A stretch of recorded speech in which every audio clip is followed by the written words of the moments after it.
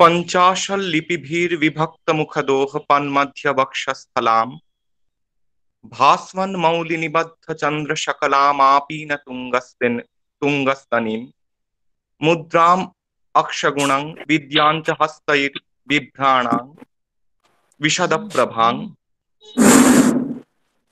वाग्देवतां आश्रये। प्रथमतः मङ्गलम् आचरित्वा वयम् अद्य अस्माकं शास्त्र सुरक्षा अभियान गुरुकुलस्य अन्तर्जालाश्रितस्य आलोचनचक्रस्य प्रारम्भिकम् अधिवेशनं प्रारभ्यते खलु।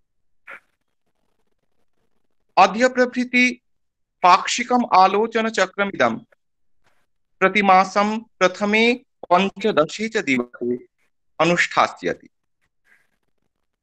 अधुना प्रश्नायते, अस्य आलोचनचक्रस्य प्रयोजनं किम्?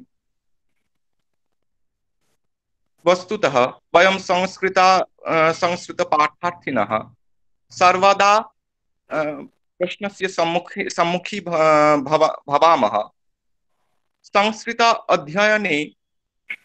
अध्ययनेन समाजजीवनस्य का प्रसक्तिः? तर्हि धर्मशास्त्रस्य समाजजीवने यथा प्रसक्तिरस्ति तस्य आलोचनार्थम् अद्य अत्र समवेताः भवामः। तस्य उत्तर अनुसन्धानार्थमेव अस्माकं धर्मशास्त्रेषु अभिनिवेशः प्रयोजनीयः खलु। तर्हि अद्य प्रभृतिः प्रारभ्यते धर्मशास्त्रस्य उद्भवतः विवर्तनम् अवलम्ब्य इदम् आलोचनचक्रम्। भारतविश्रुतः अध्यापकः आचार्यः श्री ब्रजकिशोर स्वामी महोदयः पुरी जगन्नाथ संस्कृत महाविद्यालयस्य अध्यापकः स्वकीयया ज्ञानप्रभया अस्मान् आलोकयतु इति सम्प्रार्थ्य आचार्यस्य ज्ञानगर्भसम्भाषणश्रवणार्थं वयं प्रतीक्षामहे। आचार्यः।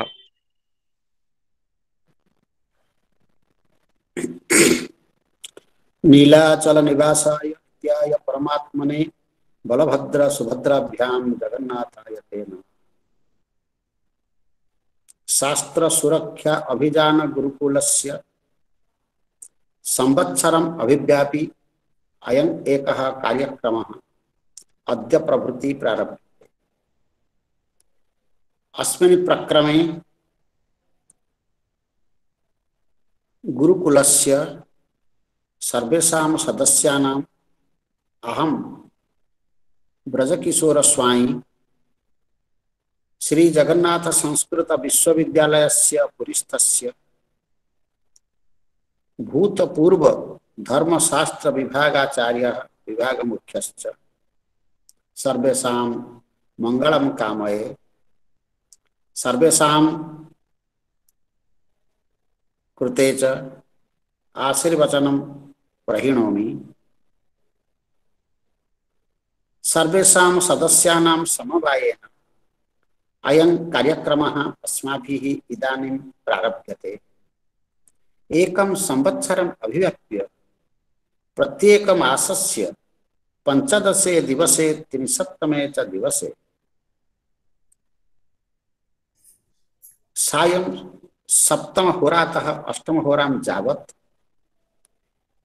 प्रायेण 1 होराम् अभिव्याप्य एका विचारगोष्ठी अस्माभिः कर्तुम् इष्यते।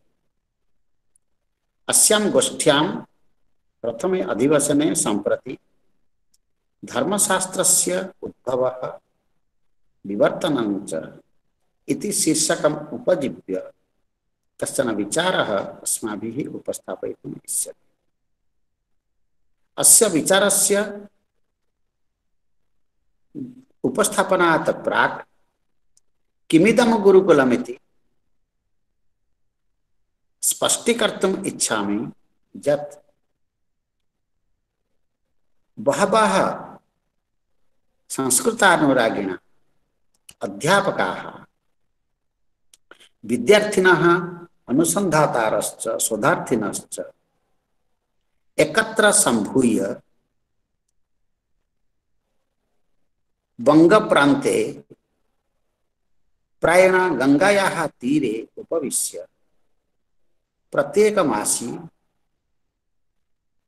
कदाचित्कतया एकम एकम शीर्षकम उपजीव्य कञ्चित् कञ्चित् एकं विषयं विचारयन्ति प्रश्नोत्तर व्याजेन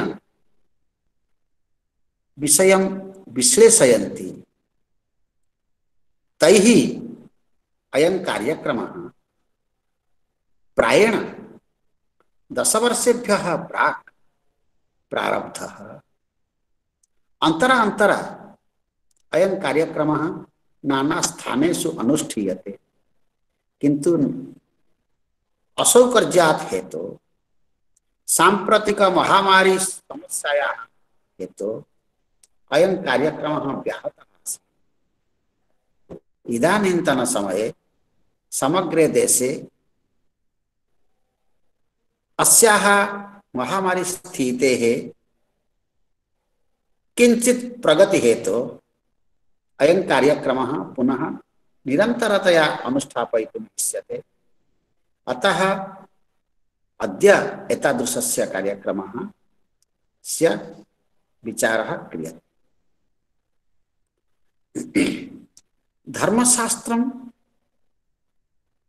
अस्य अपरम् एकं नाम स्मृतिशास्त्रम्। एवं च यदा वेदम एकं पुरुषं मत्वा प्रायेण ऋषयः आलोचयन्ति विमर्शन्ति स्म, तदानीम् एकस्य पुरुषस्य यथैव बहूनि अंगानि सन्ति, तेषु अंगेषु 6 अंगानि विशिष्टानि भवन्ति। तथैव च वेदरूपकस्य पुरुषस्य 6 अंगानि निरूपितानि सन्ति। शिक्षा ग्रंथेषु एतादृशानां वेदांगानां कश्चन पुंखानुपुंखः परिचयः अस्माभिः प्राप्तुं शक्यते। संपूर्णस्य वेदस्य यत् वाङ्मयमस्ति तत् अपौरुषेयमस्ति, तत्तु चतुर्था अस्माभिः विभक्तुं शक्यते। एकः मंत्रभागः, एकः ब्राह्मणभागः, एकः आरण्यकभागः, एकः उपनिषद्भागश्च। जः उपनिषद्भागः जः आरण्यकभागश्च अनयोः कश्चन समवायः अस्ति। पुरातन काले अत्यन्तं प्राचीने काले आरण्यकभागः उपनिषद्भागश्च ब्राह्मणभागाभ्यन्तरे अंतर्भावितः आसीत्। अतः वेदस्य 2 प्रकारकं रूपम् अस्माभिः प्राप्यते। एकं रूपं संहिता, द्वितीयं रूपं ब्राह्मण। जा संहिता तत्र मंत्राणां समवायः। अतः ऋषिणा आपस्तम्भेन मंत्र ब्राह्मणयोर्वेद नामधेयम् इति प्रकाशितम्। अतः मंत्रभागे ब्राह्मणभागे जो विषयः उच्यते, मंत्रभागः सर्वथा प्रार्थनात्मकः। एवं च जः ब्राह्मणभागः स कर्मार्थकः। एकः प्रार्थनात्मकः, एकः कर्मार्थकः। जः कर्मार्थकः स ब्राह्मणभागे अंतर्भवति।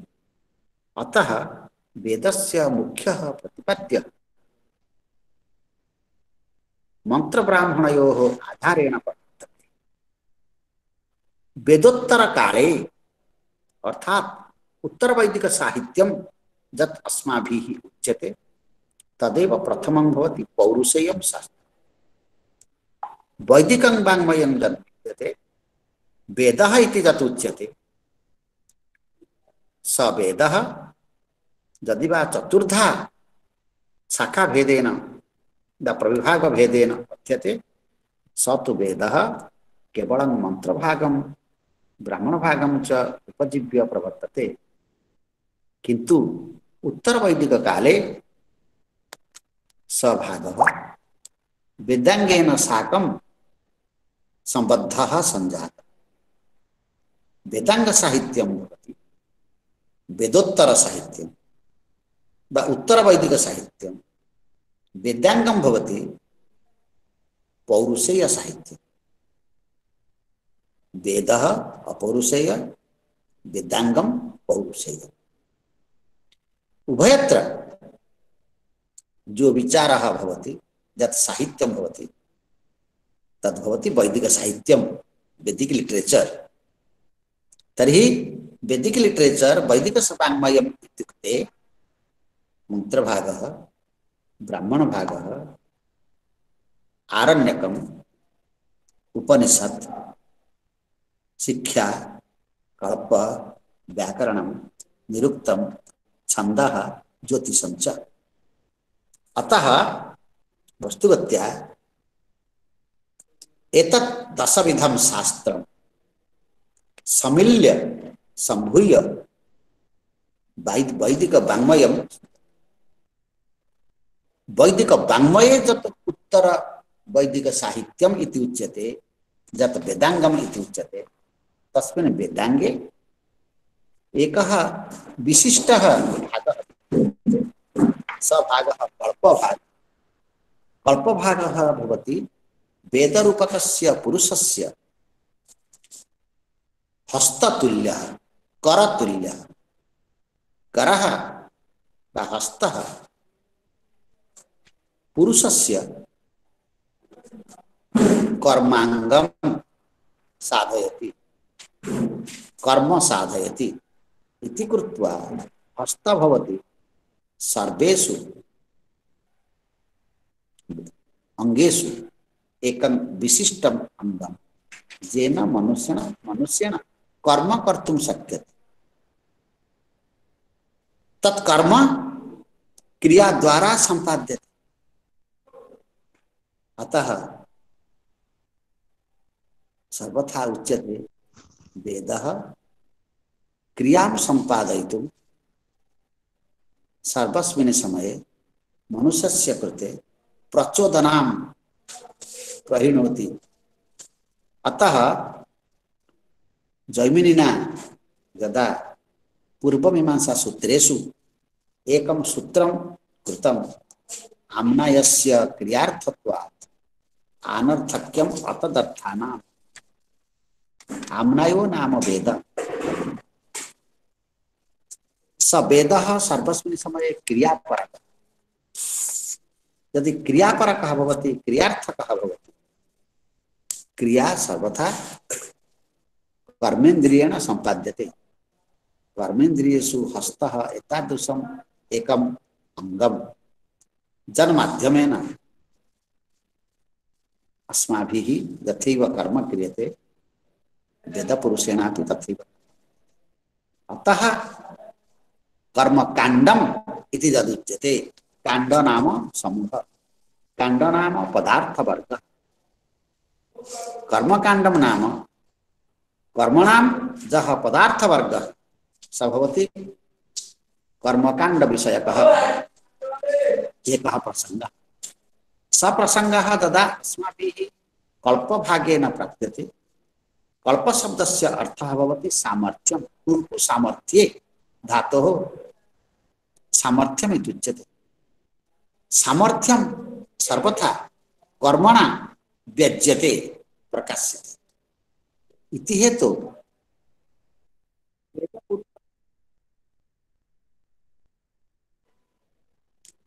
हेतु वेद पुरुषः सर्वथा कल्प भाग माध्यमेन कर्म करोति जतः कल्प भाग माध्यमेन विदप्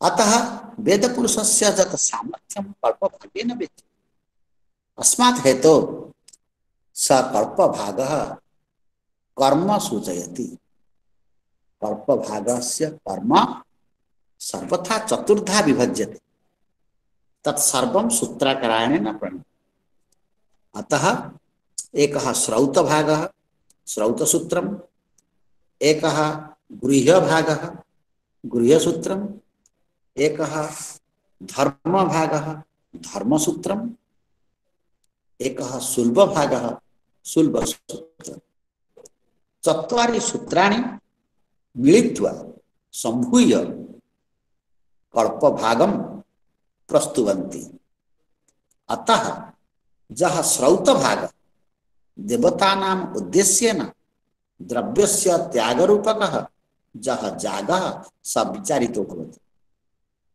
अतः अत्र उच्यते जावन्ति कर्माणि क्रियन्ते सर्वेषु कर्मसु जागः भवति श्रेष्ठतमं कर्म अस्माभिः प्रसंगः यजुर्वेदे शुक्ल यजुर्वेदे प्राप्यते यज्ञो वै श्रेष्ठतमं कर्म यज्ञो वै श्रेष्ठतमं कर्म अतः यज्ञः यदि श्रेष्ठतमं कर्म तर्हि तत्कर्म अस्माभिः कथं क्रियते कल्प माध्यमेन क्रियते यदि कल्प माध्यमेन क्रियते देवतानाम् उद्देश्येन द्रव्य त्याग रूपकः जाग स जागः विचारितो भवति श्रौत सूत्रे अतः श्रौत सूत्रे विचार्यमाणः जागः कर्म रूपेण अवतरति स तदा वेदानुमोदितो भवति वेद विहितो भवति तदानीं भवति धर्म अतः कर्म तदानीं धर्मपदेन उच्यते यदा स वेद विहितो भवति एवं च अर्थः भवति अनर्थं नैव सिद्ध्यति अस्मात् हेतु चोदना लक्षणार्थो धर्मः उच्यते मनुष्यः देवताभिः सह मिलित्वा तिष्ठति देवताभिः सह तिष्ठति इति कृत्वा देवतानाम् उद्देश्येन द्रव्यं स त्यजति यदा देवतानाम् उद्देश्येन द्रव्यं त्यजति तदानीं भवति श्रौत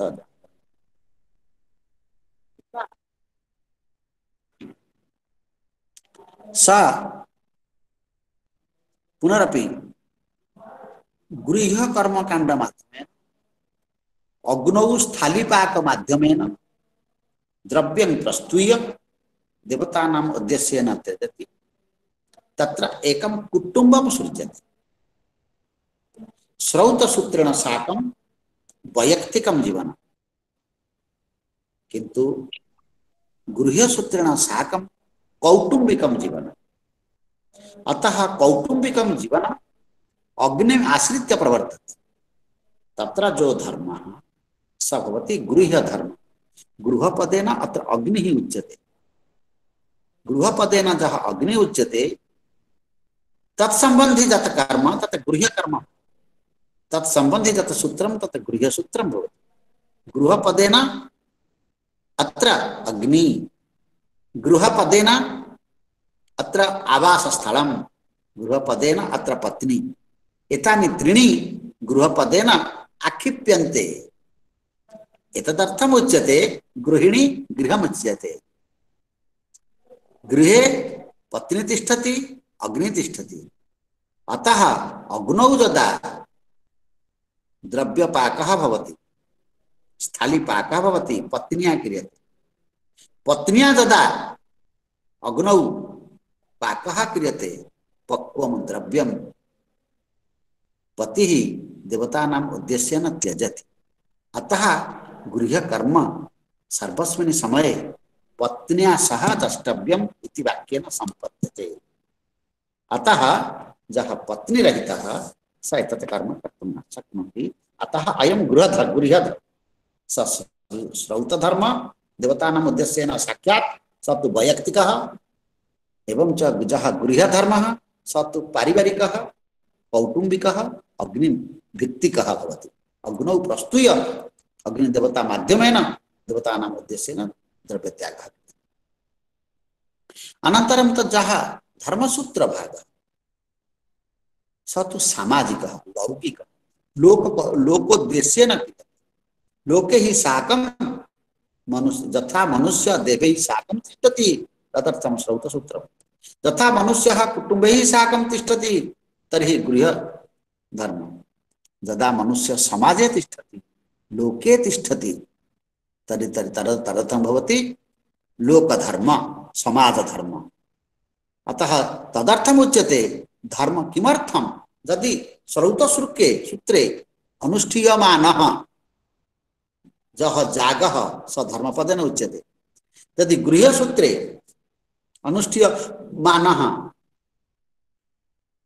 जह जागः गृहजागः गृहकर्म सोपि धर्मपदेन उच्यते। तर्हि धर्मसूत्रमिति किमर्थम् उच्यते? धर्मपदेन अत्र उच्यते जगतः स्थिति कारण उत्पत्ति स्थिति एवं च समाप्ति। उत्पत्ति स्थिति समाप्ति अथवा निवृत्ति अथवा निर्वृत्ति। उत्पत्ति स्थिति निवृत्ति निर्वृत्ति चत्वारि कर्माणि अत्र भवन्ति। अतः अत्र चत्वारि कर्माणि भवन्ति। देवतानाम् उद्देश्येन द्रव्यत्यागः श्रौतसूत्रे, गृहदेवतानाम् उद्देश्येन द्रव्यत्यागः गृहजागः, एवं च इदानीम् उच्यते समाजधर्म। समाजस्य कृते किं किं लोकधर्म समाजधर्म अयं लौकिकः जगत। अतः शंकराचार्यः गीताभाष्ये उपोद्घात व्यनक्ति यत् धर्मो नाम कः जगतः स्थिति कारणम्। उत्पत्ति निमित्तं काम स्थिति निमित्तं धर्म एवं च अर्थः भवति साधनम् आरण्यके एवं च सन्यासाश्रमे भवति मोक्ष। अतः धर्मः अर्थः कामः मोक्षः ये चत्वारः पुरुषार्थाः भवन्ति तदर्थं चत्वारः आश्रमाः। अतः जगतः स्थिति कारणं जगतः स्थितिर्भवति धर्मेण इति कृत्वा जगत्पदेन अत्र समाजः उच्यते, जगत्पदेन अत्र लोकः उच्यते। मनुष्यः जगति तिष्ठति मनुष्यः जागतिकः, मनुष्यः समाजे तिष्ठति मनुष्यः सामाजिकः, मनुष्यः लोके तिष्ठति मनुष्यः लौकिकः इति कृत्वा जतः जगतः स्थिति कारणं भवति धर्म। यदि जगतः स्थिति कारणं भवति धर्म तर्हि स धर्मः अपरिवर्तनीयः। यदा धर्मः जगतः स्थितये प्रवर्तते तदानीं धर्मः भवति तस्मिन् स्थले स्थिति कारणं।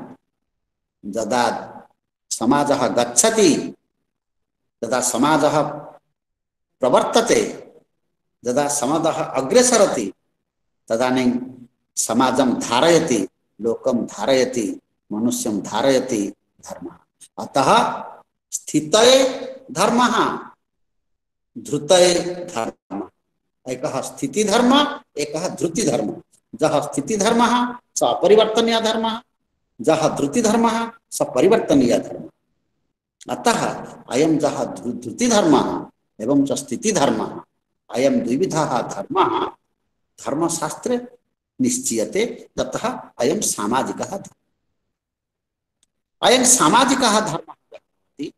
तस्य सामाजिकस्य धर्मस्य लोकः भवति प्रधानः आधारः।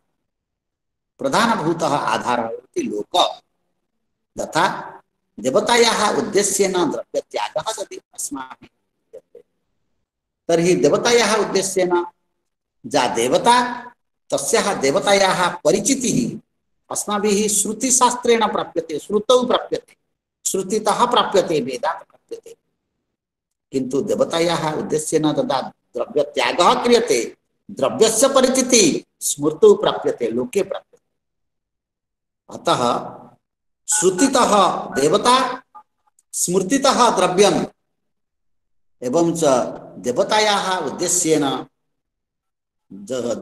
द्रव्यस्य त्यागः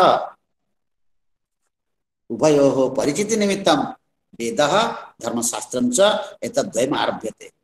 अतः लोकः वेदश्च।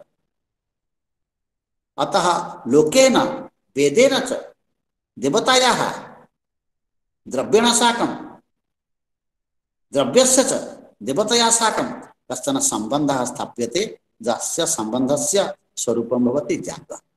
अतः अयं लौकिकः जागः। अतः जहाँ लौकिकः जागः लौकिकजीवनं तदर्थं भवति। एतदर्थम् उच्यते जतः जगतः स्थितिकारणं जगतः तृप्तिकारणं भवति धर्म, तदर्थं यत् शास्त्रं तत् शास्त्रं भवति धर्मशास्त्रम्। एतद् धर्मशास्त्रम् एतस्य त्रिविधं रूपम् अस्ति। प्रथमं रूपं भवति धर्मसूत्रम्, द्वितीयं रूपं भवति स्मृतिः, तृतीयं रूपं भवति धर्मशास्त्रम्।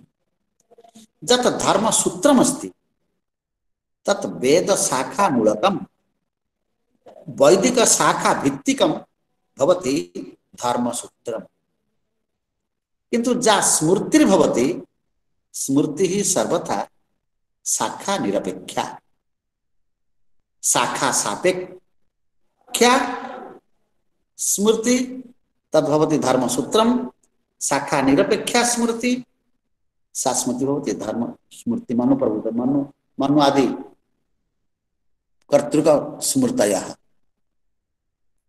गौतम आदि कर्तृक धर्मसूत्राणि सापेक्षानि, मनु आदि कर्तृकः स्मृतयः शाखा निरपेक्षाः इति कृत्वा धर्मसूत्रं स्मृतिः द्विविधस्य रूपस्य धर्मशास्त्र साहित्यस्य आधारेण अस्माभिः एकं पूर्णांगं वाङ्मयं प्राप्यते।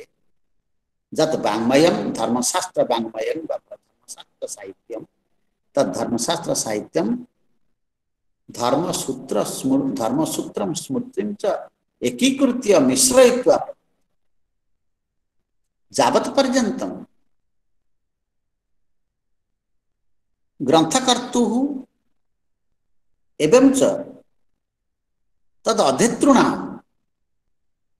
ग्रंथस्य उपरि ग्रंथकर्तुः उपरि गुरुत्वम् आहितं, प्राधान्यम् आहितं, तदानीं ग्रंथस्य उपरि ग्रंथकर्तुश्च उपरि यदा गुरुत्वम् आहितं तदानीं प्रत्येक ग्रंथस्य, प्रत्येक धर्मशास्त्रस्य, प्रत्येक धर्मसूत्रस्य, प्रत्येक स्मृतेश्च भाष्यानि टीकाश्च प्रणीताः। यदा अध्येतारः ग्रंथकर्तॄणाम् उपरि ग्रंथानां च उपरि प्रातिष्विक ग्रंथानाम् उपरि प्रातिष्विक ग्रंथकर्तॄणां च उपरि गुरुत्वम् आहितं, तदानीं प्रत्येक ग्रंथस्य ग्रंथकर्तुश्च प्रामाण्यं स्वीकृत्य भाष्यं प्रणीतमस्ति, टीकाश्च प्रणीताः सन्ति। यस्मिन् समये ग्रंथेषु स्मृतिग्रंथेषु धर्मसूत्रेषु च विद्यमानानां विषयाणां ग्रंथकर्तुः अपेक्षया विषयाणां गुरुत्वम् आनीतम्, एवं च प्रत्येक धर्मसूत्रे प्रत्येक स्मृतौ च विषयाणां प्रबलतया प्रचुरतया प्रधानतया विस्तृततया च विवरणम् अस्माभिः प्राप्यते। तदानीं सर्वेषां विषयाणाम् एकीकृत्य एकस्य विषयस्य आधारेण एकं विशिष्टं साहित्यं प्रवर्तितं, तस्य नाम भवति निबन्ध। अतः एतत्तु अस्माभिः निश्चेतव्यम्। एकस्य ग्रन्थस्य प्रामाणिकताम् आधृत्य प्रवर्तमानं यत् साहित्यं तद्भवति भाष्य साहित्यं वा टीका साहित्यं। बहुनाम् अनेकेषां च ग्रंथकर्तॄणां ग्रंथानां च विषयान् आश्रित्य एकस्य प्रामाणिकस्य सिद्धान्तस्य प्रतिपादनार्थं प्रवर्तमानं यत् साहित्यं तद्भवति निबंध साहित्यम्। अतः तत्र निबंधानां यत्र विषयाणां गुरुत्वं तत्र निबंध, यदा ग्रंथकर्तुः गुरुत्वं तदानीं भवति टीका। अतः टीका निबंधयोर् मध्ये एतत् भवति एकं प्रामाणिकं पार्थक्यम्। अतः भेदः। अतः एतत् भवति एक प्रकारकं साहित्यम्। एतद्दत् साहित्यम् अस्माभिः प्राप्तं। तस्य साहित्यस्य यदा प्रगतिः जाता तदनन्तरं विचारः यावत् पर्यन्तं टीका साहित्यमस्ति, भाष्य साहित्यमस्ति, तावत् पर्यन्तं मूलग्रन्थस्य टीकायाः भाष्यकारस्य च खण्डन मण्डन शैली नैव आसीत्। कस्यचन मतस्य स्वीकारः, कस्यचन मतस्य खण्डनम्, एतद् द्वयं यत् वर्तते तत्तु टीका साहित्य भाष्य साहित्य रचना पर्यन्तं धर्मशास्त्र वाङ्मये नैव आसीत्। तत्र विषयाणां परिष्करणमेव उद्देश्यभूतम् आसीत्। एतत्तु ख्रीष्टपूर्व द्वितीय शतक पर्यन्तं सूत्रं, ख्रीष्टपूर्व द्वितीय शतकात् आरभ्य षष्ठ शतक पर्यन्तं भाष्यं टीकाश्च, तदनन्तरं च निबंध साहित्यस्य प्रणयनं प्रारब्धम्। यत् निबंध साहित्यस्य प्रणयनं 20 शतक पर्यन्तम् अस्माभिः प्रचलति निरन्तरतया। यदा विदेशी शासनम् आगतं तदानीम् एतेषां ग्रन्थानां भाषान्तरणं प्रारब्धम्। अतः भाषान्तरे तरणकार्येषु मनुस्मृतेः भवति प्रथमं भाषान्तरणं। मनुस्मृतेः यत् प्रथमं भाषान्तरणं प्रारब्धं सार विलियम जोन्स महाभागकर्तृकं, ततः अस्माभिः एकं भिन्न प्रकारकं साहित्यं प्राप्तं। तद्भवति अनुवाद साहित्यं वा भाषान्तरित साहित्यं। भाषान्तरित साहित्यानन्तरं आधुनिक पाश्चात्य विचार दृष्ट्या धर्मशास्त्र वाङ्मयस्य एका विचार परिपाटी प्रारब्धा। तदर्थं दुई प्रकारकं विज्ञानम् अस्माभिः प्राप्यते। एक प्रकारकं विज्ञानं भवति पाश्चात्य विधि विज्ञानम्, एक प्रकारकं विज्ञानं भवति भारतीय विधि विज्ञानं। विधि विज्ञानस्य अपरं नामापि अस्माभिः प्राप्यते धर्म विज्ञानं।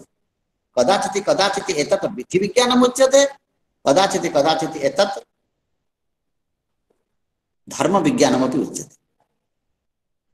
तर्हि संपूर्ण वैदिक वाङ्मयस्य, संपूर्णस्य वैदिक साहित्यस्य, विशेषेण ब्राह्मण भागस्य एवं च द्वितीयतः स्मृति भागस्य विचार निमित्तम् एकं विज्ञानम् अस्माभिः अनुस्रियते, यद्वारा वेद वाक्यार्थ विचारः प्रारब्धः। यदा वाक्यार्थ विचारः प्रारब्धः तदर्थम् एकं शास्त्रम् अवतरति। तस्य नाम भवति पूर्वमीमांसा शास्त्रम्। पूर्वमीमांसा शास्त्रं वेद वाक्यार्थ विचार निमित्तं 95,900 संख्यकाः समस्याः 995 पंचनवत्यधिक नवशत संख्यकाः समस्याः स्थिरीकृता। तासां समस्यानां समाधानार्थं पूर्वमीमांसा शास्त्रेण एका प्रक्रिया प्रारब्धा। सा प्रक्रिया भवति अधिकरण प्रक्रिया।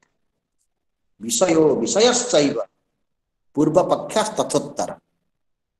विषयः मूर्धन्यस, विषयः तालव्यस, तालव्यस विशिष्टः विषयः नाम संशय, विषय संशय पूर्वपक्ष सिद्धांत।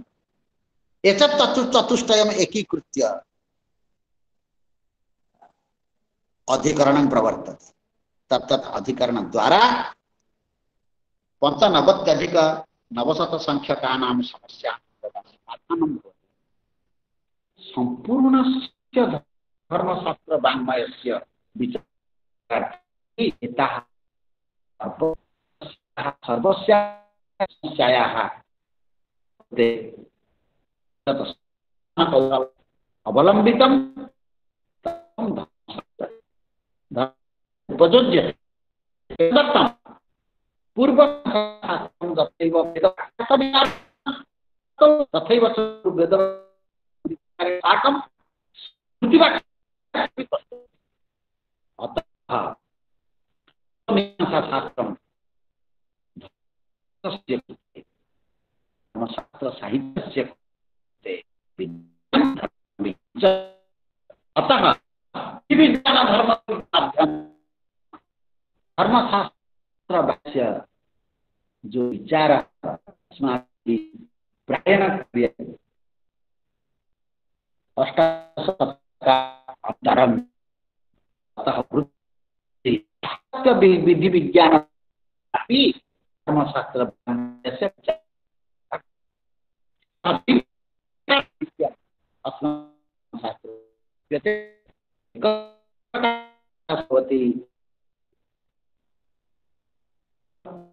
विधि विज्ञान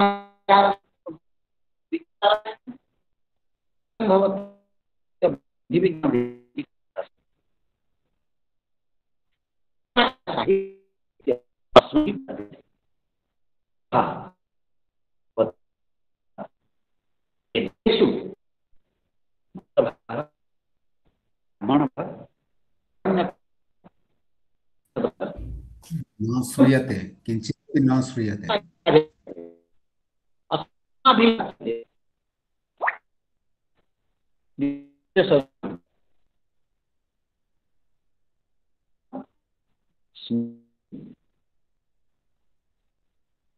निबंध भाष्यम महाभाग सुष्ठु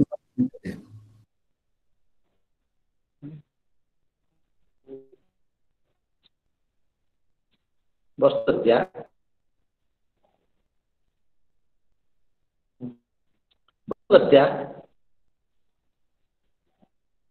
मम ध्वनिः श्रूयते? न श्रूयते भवान्, सुष्ठु न श्रूयते।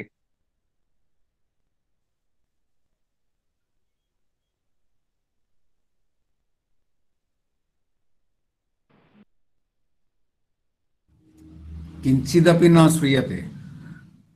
अधुना किंचिदपि न श्रूयते।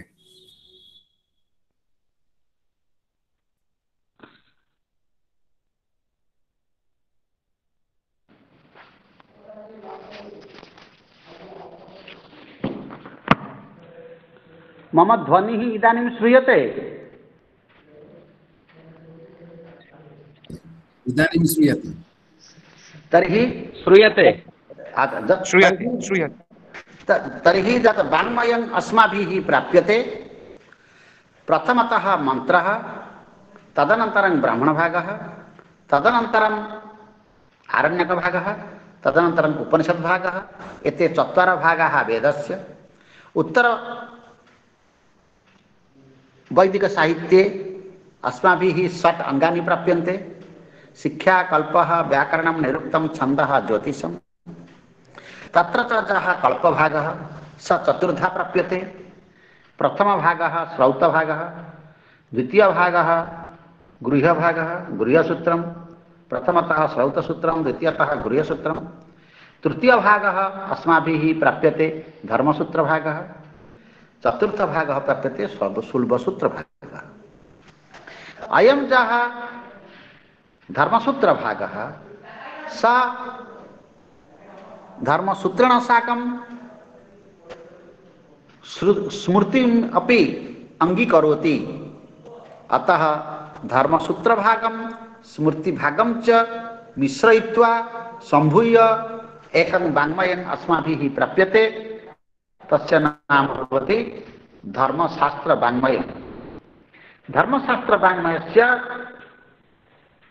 प्रथमतः अस्माभिः प्राप्यते टीका, तदनन्तरं च भाष्यं, तदनन्तरं च निबन्ध, एवं च निबन्धानन्तरं अस्माभिः प्राप्यते अनुवादभागः वा भाषान्तरभागः।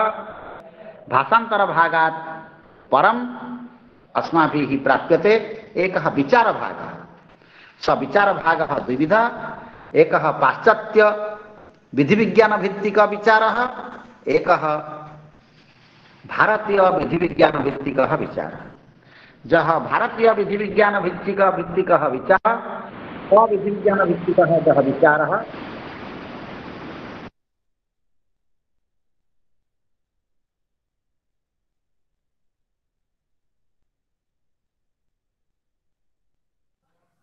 न श्रूयते किंचित् अधुना।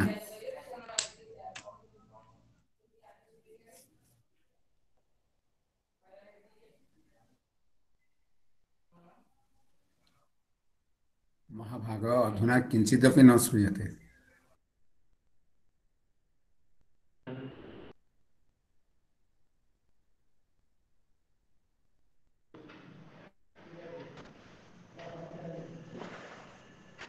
हेलो, अधुना श्रूयते। तर्हि जः पाश्चात्य विधिविज्ञानभित्तिकः विचारः, भारतीय विधिविज्ञानभित्तिकः विचारः। जहाँ भारतीय विधिविज्ञानभित्तिकः विचारः, स विचारः अस्माभिः पूर्वमीमांसानुसारं प्राप्यते। पाश्चात्य विधिविज्ञानभित्तिकः जः विचारः स पाश्चात्य विधिविज्ञानानुसारं क्रियते। वेस्टर्न जूरिस्प्रुडेंस स्नेल्स इक्विटी इति स्नेल महाभागस्य जः ग्रन्थः, सः ग्रन्थः तत्र भवति मुख्य आधारभूतः ग्रन्थः। भारतीय विधिविज्ञानभित्तिकः जः विचारः, सः विचारः भवति वस्तुगत्या पूर्वमीमांसायाः 95+ संख्यकानाम् अधिकरणानां विषय संशय पूर्वपक्ष सिद्धांत इति चतुष्टयम् आधृत्य यत् प्रवर्तते। अतः अनेन प्रकारेण एकं विस्तृतं साहित्यम् अस्माभिः मंत्रभागात् आरभ्य विचारभागपर्यन्तं धर्मशास्त्रस्य अस्माभिः प्राप्यते। एतदर्थम् एतत् उच्यते धर्मशास्त्रवाङ्मयस्य। एतद् भवति एकं विवर्तनम्, इवोल्यूशन्, क्रमेण अस्माभिः प्राप्यते।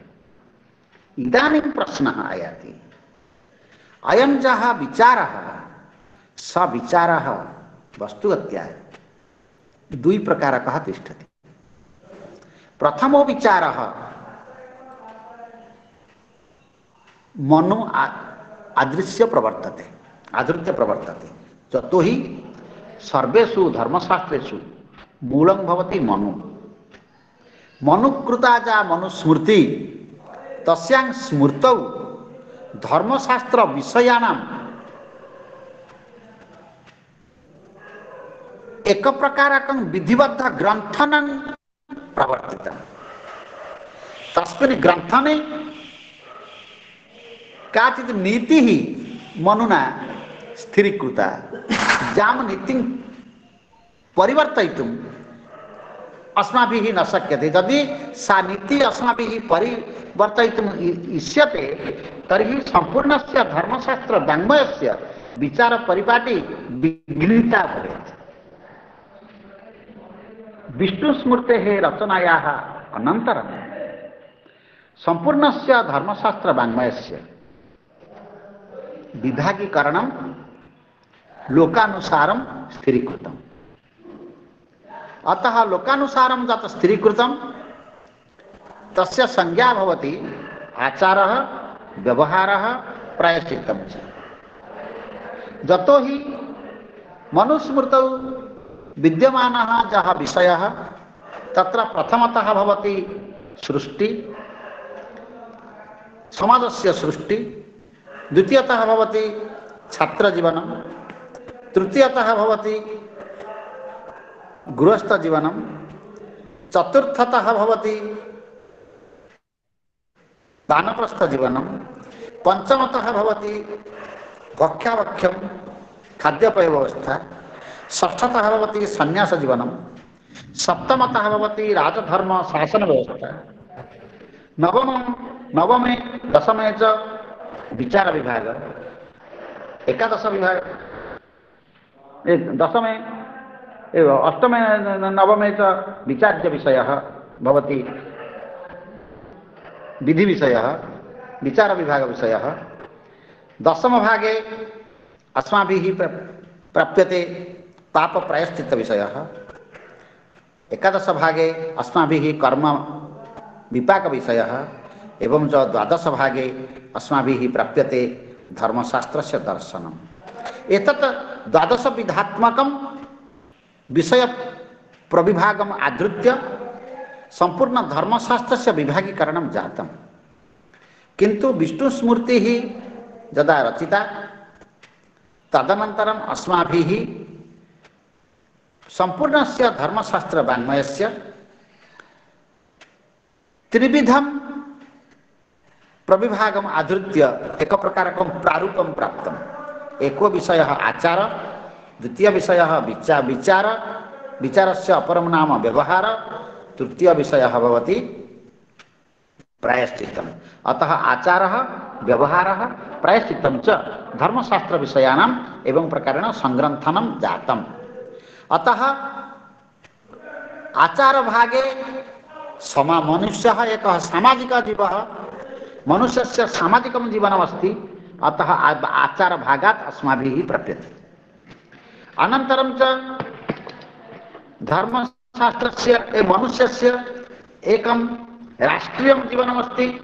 तदर्थम् अस्माभिः एकः व्यवहारविषयः वा विचारविषयः प्राप्यते। एवं च तृतीयतः भवति मनुष्यस्य एकं नैतिकं जीवनमस्ति, यत्र पापं पुण्यं च सम्पृक्तं भवतः। अतः प्रयत्नं तत्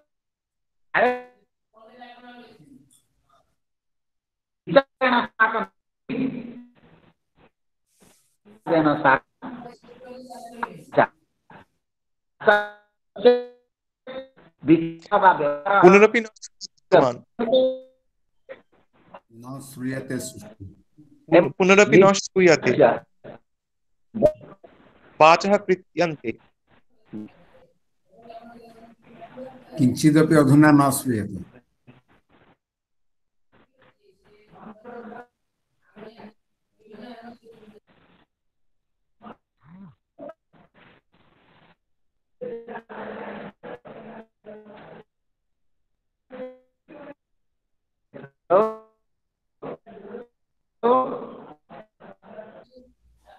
किञ्चिदपि अधुनापि न श्रूयते।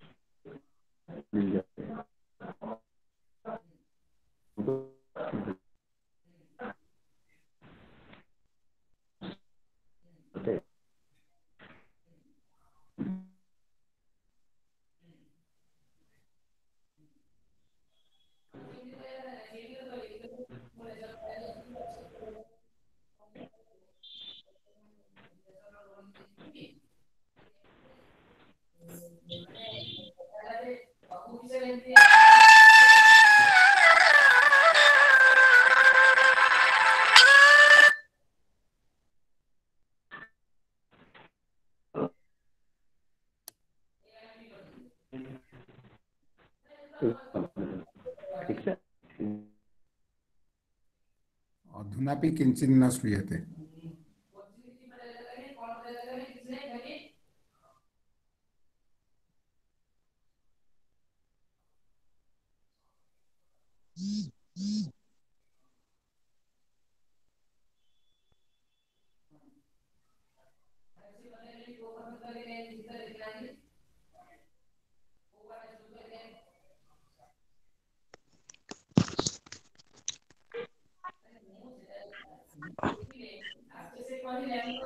ସାର୍ ଟିକେ ଲେଫ୍ଟ ହେଇଯାଇକି ଆଉ ଥରେ ଜଏନ୍ କଲେ ହେଇଯାନ୍ତା।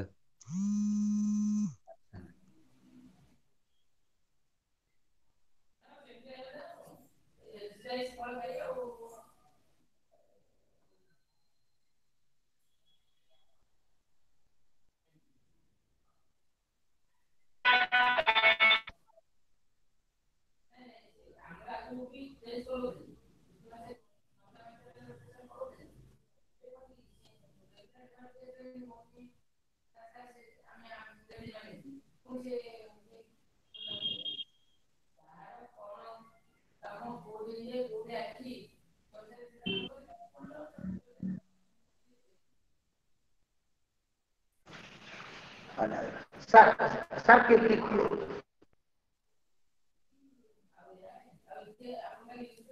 Hello hello problem. हेलो श्रूयते वा? हेलो अनिल श्रूयते वा? श्रूयते, अधुना श्रूयते। प्रायशः अत्र आन्तर्जालिका समस्या वर्तते।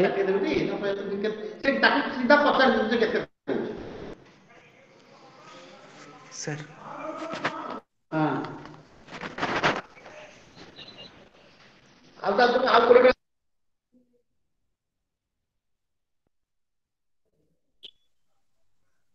সৌম্য মিউট হয়ে গেছে।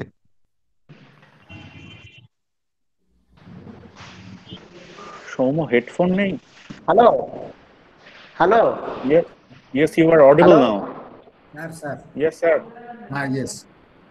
अच्छा, we will conclude within a short period. Sir वर्तमान सुनागला।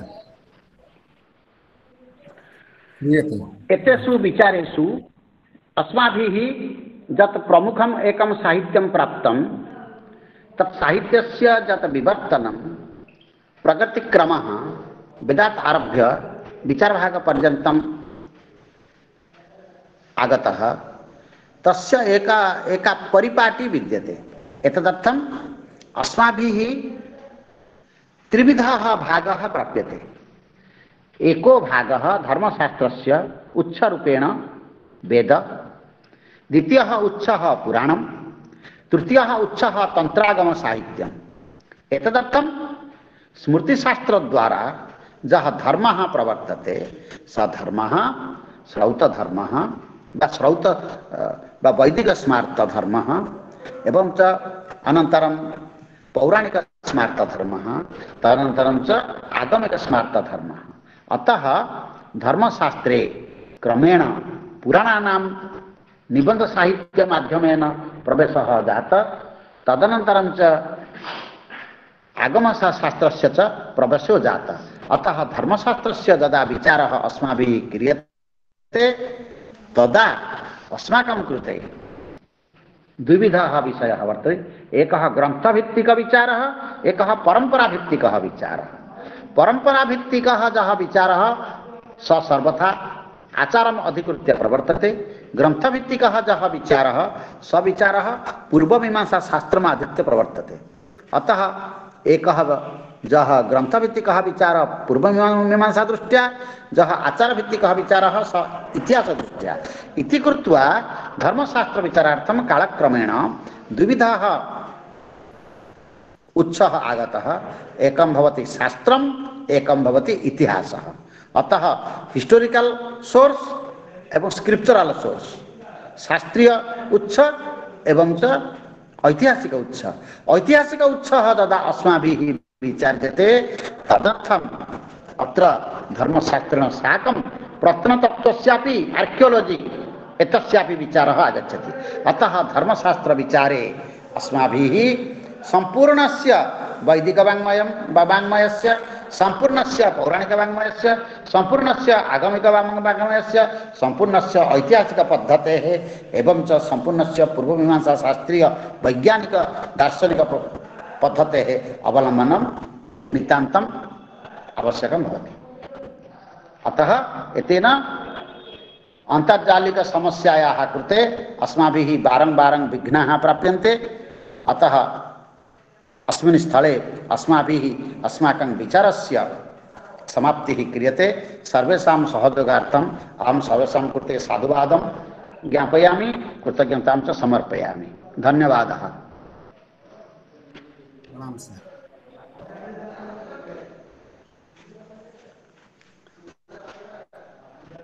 धन्यवादः महोदयः। अद्य अत्रैव इयं सभा विरम्यते। पुनरपि फेब्रुवरी मासस्य प्रथमदिवसे पुनरपि अस्माकं सभा अनुष्ठास्यते।